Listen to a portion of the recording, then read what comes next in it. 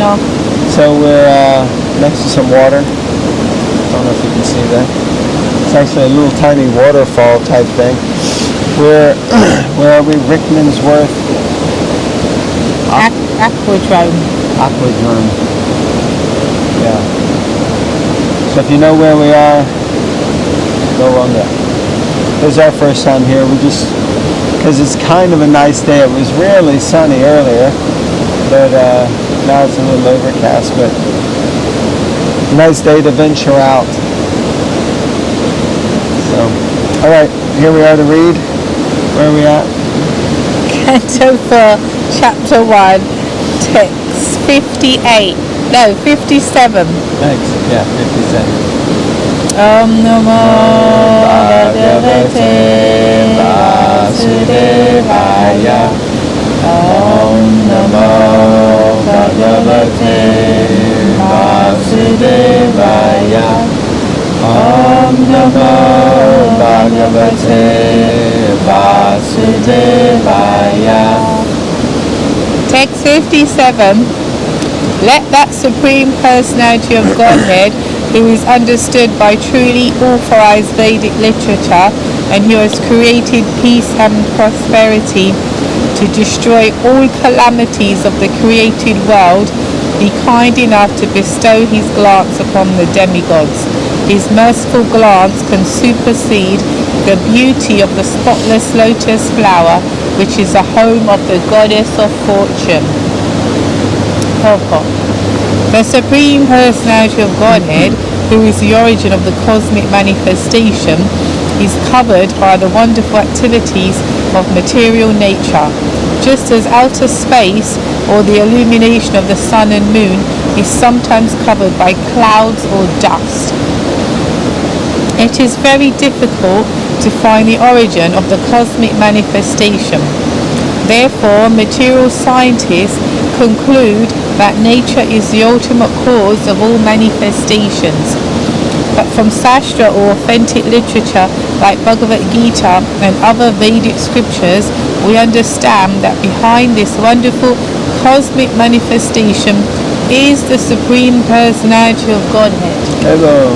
And in order to maintain the regular procedures of the cosmic manifestation and to be visible to the eyes of persons who are in the mode of goodness, the Lord appears. He is the cause of the creation and dissolution of the cosmic manifestation. The demigods therefore prayed for his merciful glance upon them in order to be blessed. So very nice point, especially as we're sitting amongst this beautiful nature park, that this nature park is part of someone's nature. Just as if someone says, oh, she's got a nice nature, who is she? That's me. So this is nice nature that I'm sitting amongst. Well, whose nature is it? It's he.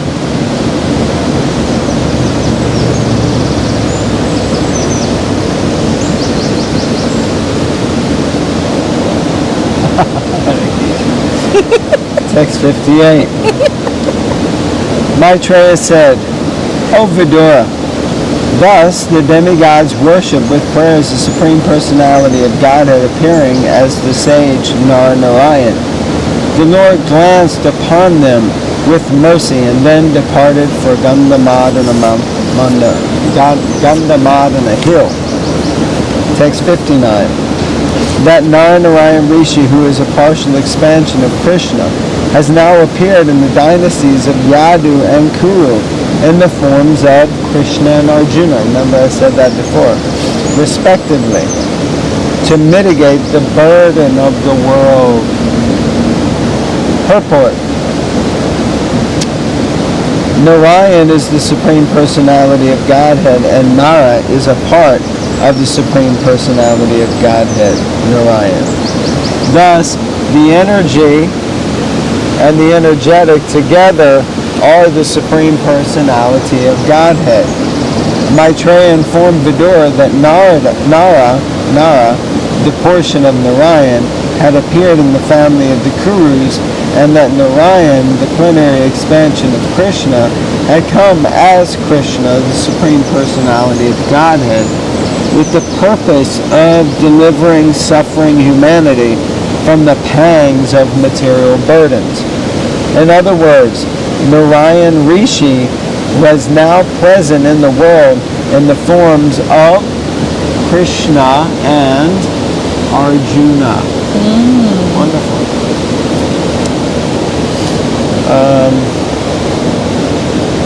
I think it's just as we mentioned before, there's a little bit of maybe you could say confusion around this form of the Lord Narayan Rishi, singular, when we just read that he's actually plural, Nara and Narayan, or human and Godhead, you could say. Krishna and Arjuna. So, let's see what else has to be said. Text 60. The predominating deity of fire begot in his wife Swaha 3 children named Pavaka, Pavamana and Suchi, who exist by eating the oblations offered to the fire of sacrifice. Swaha. After describing the descendants of the 13 wives of Dharma, who were all daughters of Daksha, Maitreya now describes the 14th daughter of Daksha, Swaha, and her 3 sons. Oblations offered in the sacrificial fire are meant for the demigods, and on behalf of the demigods, the 3 sons of Agni and Swaha, namely Pavaka, Pavamana, and Suchi, accept the oblations.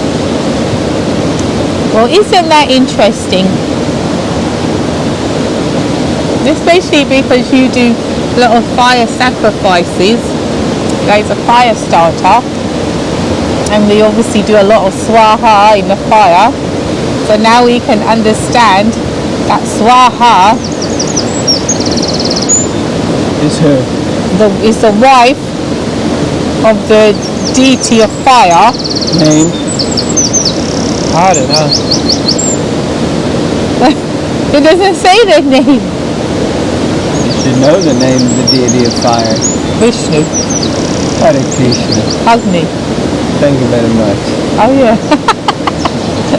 Temporary brain fog.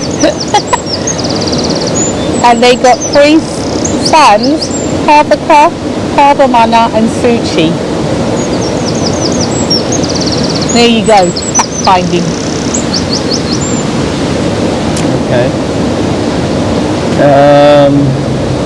From those 3 sons, another 45 descendants were generated, who are also fire gods. The total number of fire gods is therefore 49, including the fathers and the grandfather. Purport. The grandfather is Agni. The sons are Pavaka, Pavamana, and Shuchi. Counting these 4 plus 45 grandsons, there are altogether 49 different fire gods. So just like when you do yagya, there are different fires that you invoke. And when you invite Mangala is pretty standard. Yojaka is there for the for weddings.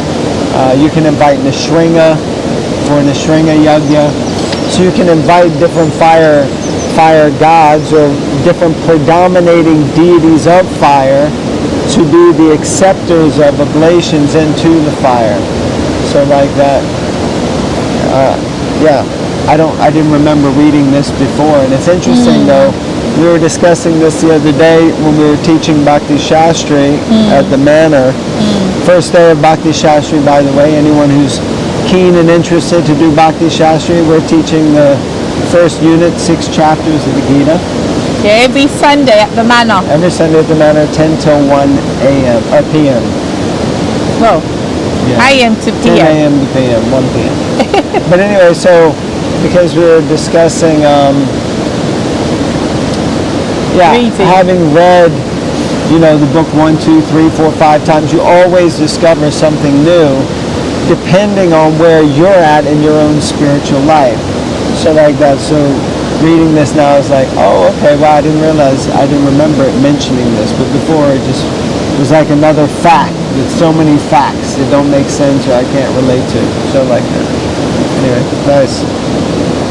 Text 62. These 49 fire gods are the beneficiaries of the oblations offered in the Vedic sacrificial fire by impersonalist Brahmanas. Purport.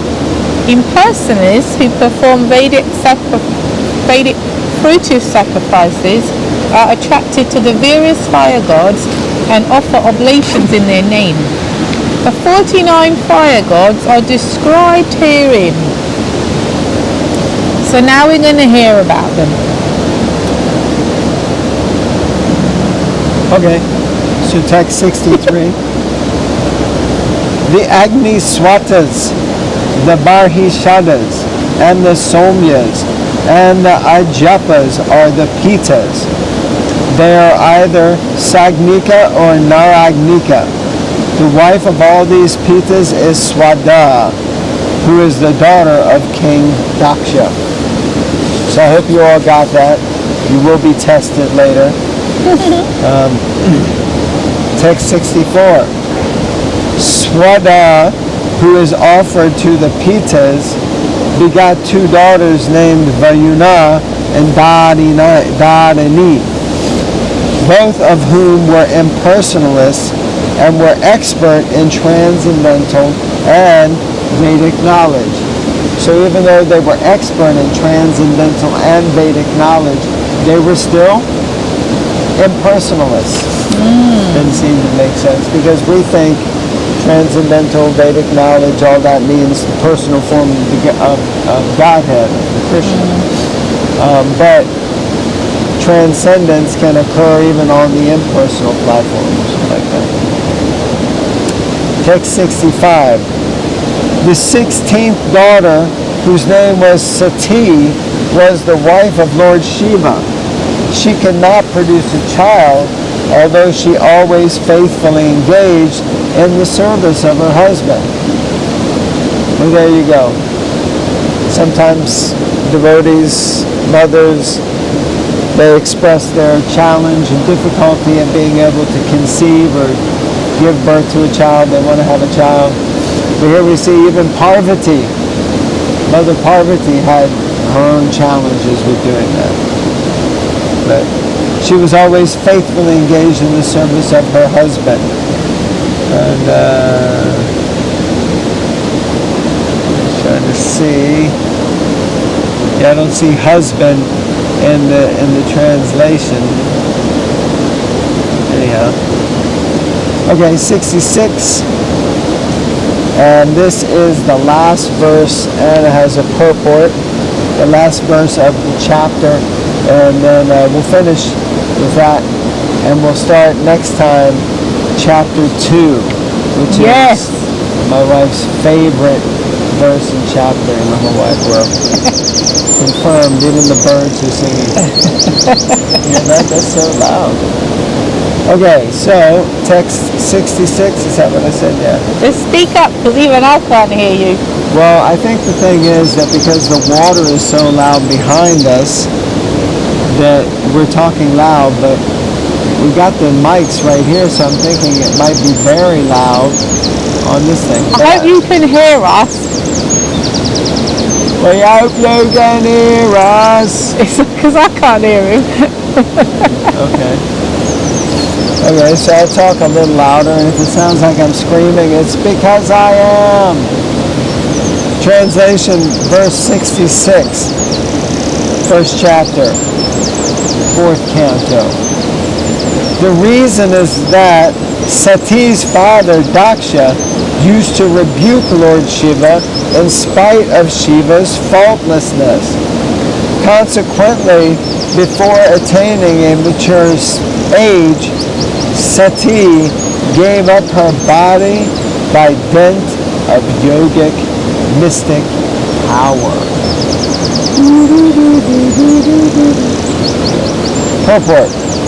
Lord Shiva, being the head of all mystic yogis, never even constructed a home for his residence. Well, that's one way to save money. Sati was the daughter of a great king, Daksha, and because his youngest daughter, Sati, selected as her husband Lord Shiva, King Daksha was not very much satisfied with her. Therefore, whenever she met her father, he unnecessarily criticized her husband, although Lord Shiva was faultless. Powerful. Because of this, before attaining a mature age, Sati gave up the body given by her father, Daksha, her father, I thought that was a full stop, by her father, Daksha, and therefore she could not produce a child. I'm just going to read that last sentence again. Oh my days. Because of this, okay, I'll read the sentence before. Therefore, whenever she met her father, he unnecessarily criticized her husband, although Lord Shiva was faultless. Because of this, because her father was always criticizing her faultless husband, because of this, before attaining a mature age, Sati gave up her body given by her father, Daksha, and therefore she could not produce a child. Okay, so basically it's saying that the reason she didn't produce a child wasn't because she couldn't necessarily. Yeah. It was because she was dead.